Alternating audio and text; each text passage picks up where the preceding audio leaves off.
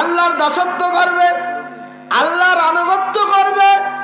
আল্লাহ পাক রব্বুল আলামিন এই কারণেই মানুষকে সৃষ্টি করেছেন।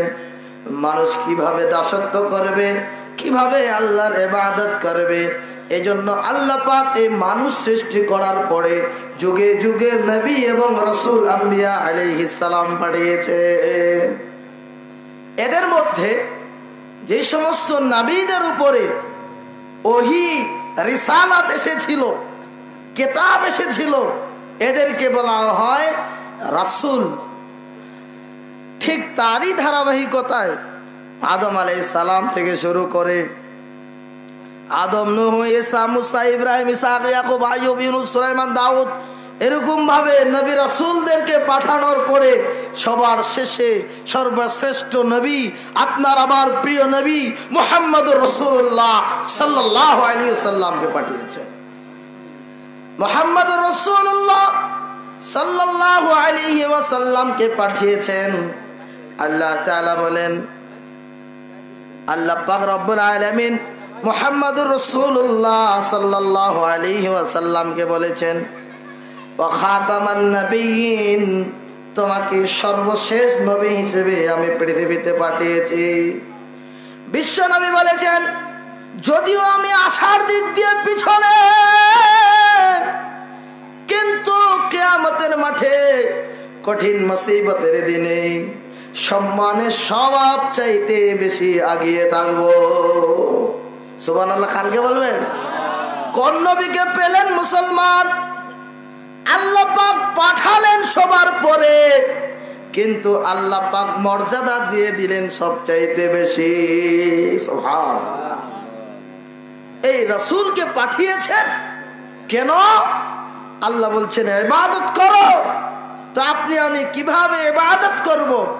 এই কারণে নবী সাল্লাল্লাহু আলাইহি সাল্লামকে পাঠিয়েছেন তরিকা, মানহাজ দেখিয়ে দেওয়ার জন্য, রিসালাতের দায়িত্ব দিয়ে পথ প্রদর্শক হিসেবে তিনি পাঠিয়েছেন। এজন্য আমাদেরকে মনে রাখতে হবে, বিশ্ব নবী মুহাম্মদুর রাসূলুল্লাহ সাল্লাল্লাহু আলাইহি ওয়াসাল্লাম আপনার আমার জন্য পথ প্রদর্শক, আপনার আমার জন্য রিসালাতের দায়িত্ব নিয়ে আলা, আপনার আমার জন্য রাহবার। তিনি আমাদেরকে যেই পদ্ধতি দেখিয়েছেন, যেই পথ দেখিয়েছেন, যে সিস্টেম দেখিয়েছেন, যে আদর্শ দেখিয়েছেন, সেই অনুপাতে চলা একজন মুমিনের জন্য আবশ্যক আবশ্যক আবশ্যক। তাই তো আল্লাহ পাক বলেন,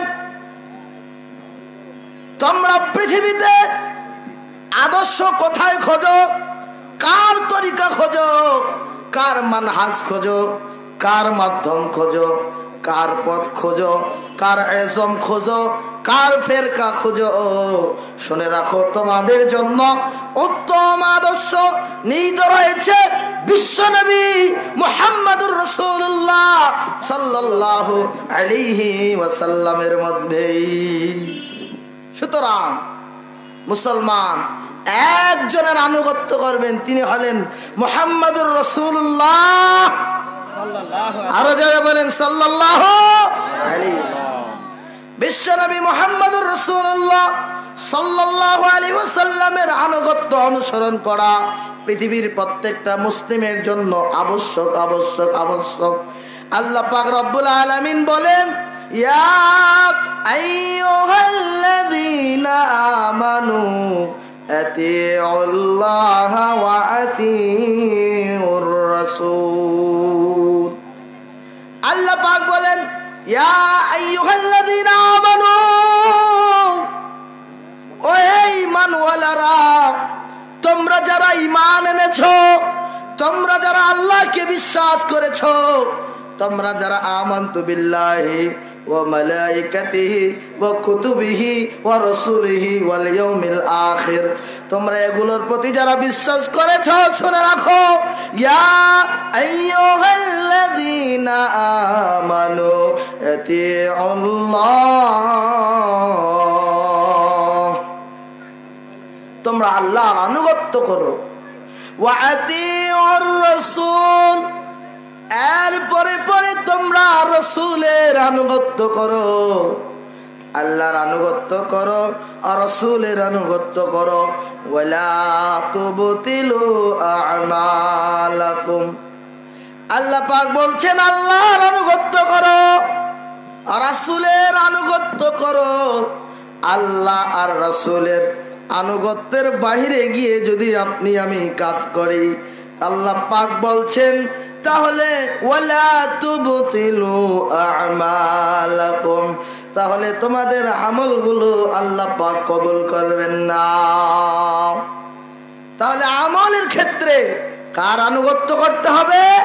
আল্লাহ এবং তার রাসূল মুহাম্মদ সাল্লাল্লাহু আলাইহি ওয়াসাল্লাম।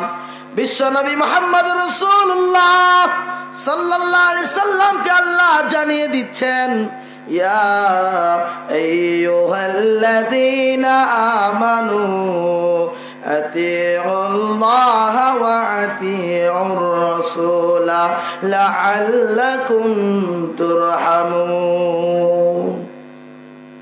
আজকে গোটা বিশ্ব জুড়ে মুসলিমরা নির্যাতিত না ভাই, অপমানিত না, লাঞ্ছিত না, তাদেরকে গালিগালাজ করছে, তাদের উপর জুলুম করছে, ফিলিস্তিনি মুসলিম ভাইদের উপর জুলুম করা হচ্ছে। কারণটা কি? কারণটা হলো এটা, আল্লাহ পাক বলেন জাহারাল ফাসাদু ফিল বাররি ওয়াল বাহরি বিমা কাসাবাত আইদিন নাস, জলে এবং স্থলে যত রকমের ফাসাদ আসবে, কষ্ট আসবে, জুলুম আসবে, অত্যাচার আসবে, অন্যায় চলে আসবে, নিজের নফসের উপর জুলুম করবে, বিমা কাসাবাত আইদিন নাস, এটা নিঃসন্দেহে মানুষের হাতের কামাই। আপনি বলছেন যে মুসলমানরা আজকে মাহফিল করতে পারছে না, মুসলমানরা আজকে এটা করতে পারছে না, সেটা করতে পারছে না, কেন করতে পারছে না? বিমা কাসাবাত আইদিন নাস, এটা হলো মানুষের হাতের কামাই। কারণ জাতি আজকে ধর্মের নামে শিরক এবং বিদআতের সাথে জর্জরিত, ধর্মের নামে বাটপাড়ি, ধর্মের নামে বদমাইশি, ধর্মের নামে ভণ্ডামি, ধর্মের নামে শত রকম পথ পদ্ধতির তরিকায় জমতারি করেছে। এই কারণেই মুসলমানদের এই অবস্থা। তাই আল্লাহ পাক বলেন ইয়া আইয়ুহাল্লাযীনা আমানু আতিউল্লাহ ওয়া আতিউর রাসূলা লাআল্লাকুম তুরহামুন। আল্লাহ পাক বলেন হে ঈমানওয়ালারা, আতিউল্লাহ, আল্লাহর আনুগত্য করো, ওয়া আতিউর রাসূল, রাসূলের আনুগত্য করো। যদি মানুষ আল্লাহর আনুগত্য করে, রাসূলের আনুগত্য করে, আল্লাহ পাক বলছেন লাআল্লাকুম তুরহামুন, তাহলে তিনি তোমাদের জন্য তুরহাম নাজিল করে দিবেন, রহমত নাজিল করে দিবেন।